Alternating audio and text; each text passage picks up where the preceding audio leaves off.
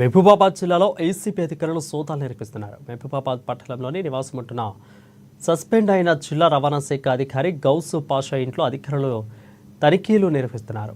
అయితే గతంలో మహబూబాబాద్ జిల్లా రవాణా శాఖ అధికారిగా పాషా పనిచేస్తూ ఏసీపీకి పట్టుబడడంతో సస్పెండ్ అయ్యారు. ఏకకాలంలో గౌస్ పాషా బంధువుల దగ్గర చుట్టుపక్కల ఇళ్లలో ఏసీపీ సోదాలు చేసినట్లు ఏసీపీ డీఎస్పీ రమేష్ తెలిపారు.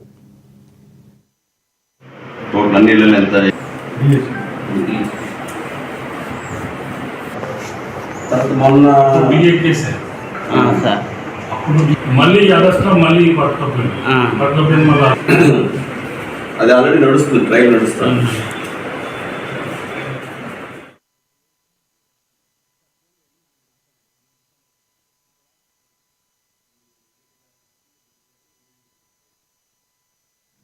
గౌస్ పాషా గతంలో ఖమ్మంలో పనిచేస్తున్న క్రమంలో 2017 సంవత్సరంలో ఏసీపీ రైట్లో పట్టుపట్టాడు.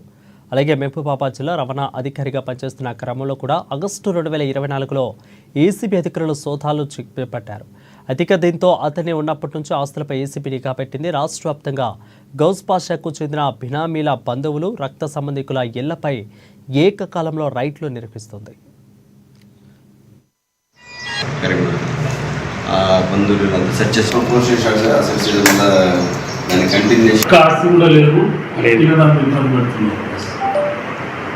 ఇది మూడు సార్లు హౌస్ రెంట్స్ 2 years ఉన్నది దాకా